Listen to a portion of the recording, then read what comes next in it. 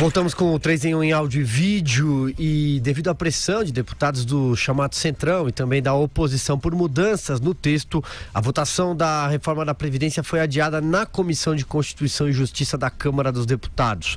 O governo mantinha esperança de conseguir votar a reforma ainda nessa quarta-feira. No entanto, a votação ficou para a próxima semana. Agora o relator da reforma na CCJ, deputado Marcelo Freitas, negocia um novo relatório para a PEC que deve sofrer alterações no texto. E leio aqui no portal G1 que uma afirmação do secretário especial da Previdência, Rogério Marinho, de que o governo negocia alterações no texto da reforma já na CCJ. Tem aqui as aspas dele. Tivemos uma primeira conversa com membros de vários partidos que têm algumas restrições ao projeto, como ele se encontra. Iniciamos um diálogo, mas não existe meio acordo. O acordo tem que ser feito por inteiro. Vamos continuar a conversar. São as palavras do secretário Rogério Marinho. Começo com você agora, Carlos Andreasa. Não, mas vamos colocar as coisas nos devidos termos, com todo o respeito ao grande Rogério Marinho, brilhante trabalhador, um dos poucos trabalhadores pela reforma nesse governo. Não foi assim, tem uma ordem as coisas. O governo foi surpreendido na CCJ por uma manifestação, por um movimento liderado pelo PR e pelo PP, portanto, pelo Centrão, para desqualificar o texto do relator do PSL, na comissão presidida pelo PSL. Algo inacreditável para uma comissão que simplesmente deveria avaliar a constitucionalidade do texto. E, no entanto, esse movimento que emparedou o governo e surpreendeu o governo, resultou nesse recuo e nesta derrota do governo. Vamos chamar as coisas pelo que elas são. Esses partidos do Centrão impuseram hoje que o texto seria mudado, o texto do relator seria mudado na CCJ. E que isso seria feito hoje. E aí houve uma costura de última hora para que a coisa fosse adiada, para que se tentasse mediar isso daqui até a próxima semana, para que a adulteração no texto original, que provavelmente acontecerá na CCJ, não fosse tão grande como se pretendia outro. Bom, por esse lado, se pode considerar uma vitória. Ia sangrar mais do que se sangrar na semana que vem. Mas o projeto era esse. De modo que há parlamentares ligados à base do governo, que poderiam ser da base do governo, mas que não são do PSL, claramente reconhecendo a derrota e as dificuldades do projeto do Paulo Guedes.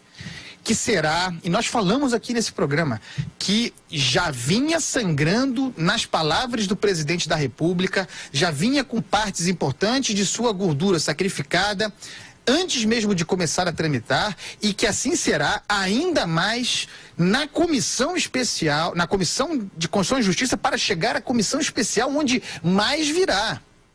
A que número de impacto fiscal nós chegaremos ao final desse percurso doído, se partimos de 1 trilhão? A que lugar chegaremos? Será ainda a reforma do Paulo Guedes? Ou vamos terminar nesse processo votando a reforma do Michel Temer? A opinião da Vera Magalhães. Pode ser pior do que votar a reforma do Michel Temer, Andreasa. Pode ser votar a reforma fruto desse conluio de uma parte do Centrão e de, pasme, o líder do governo, Major Olímpio, que de alguma maneira participou dessa derrota do governo. Ele concordou com os adiamentos todos. Ele, como alguém que é major, está tendo uma atitude corporativista nesse caso, está participando das conversas com a oposição e também com o Centrão. Então, já existe uma irritação muito grande no Palácio do Planalto e na equipe econômica com a atuação desse líder que não só não lidera, como joga contra. Então, você tem uma tropa totalmente inexperiente, não sabe se livrar de obstrução nas comissões, não sabe usar o regimento para forçar as votações e, além de tudo, um líder que joga contra e vai espalhando cascas de banana no caminho da reforma. Então, é muito grave a situação do governo. Quando o Rogério Marinho capitula e já admite rever o texto num momento em que era apenas para ser discutida a admissibilidade, portanto, a constitucionalidade ou não da reforma, ele está admitindo que haverá muita dificuldade maior ainda do que o previsto, de aprovação da reforma na comissão especial e no plenário.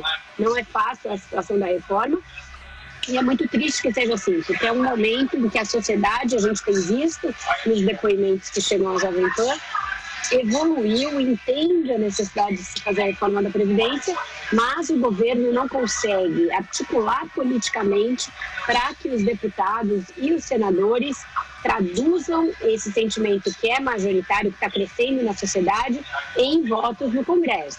Agora vai haver um esforço maior de propaganda da reforma.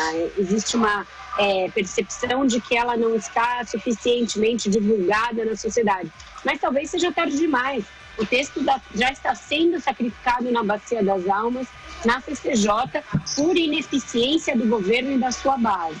Então talvez seja tarde demais e que haja, sim, uma perda muito substancial nos ganhos com a reforma. Alexandre Borges, sigo com você. Bom, falando português claro para o nosso ouvinte, hoje não foi um bom dia para a reforma da Previdência, né? Hoje realmente foi um dia muito complicado porque nós ainda estamos na CCJ. Para o nosso ouvinte que ainda não tem isso muito claro na cabeça, essa sequer é uma comissão que discute o mérito da reforma. Ela está discutindo se a reforma ela está dentro da lei, se ela respeita a Constituição ou não.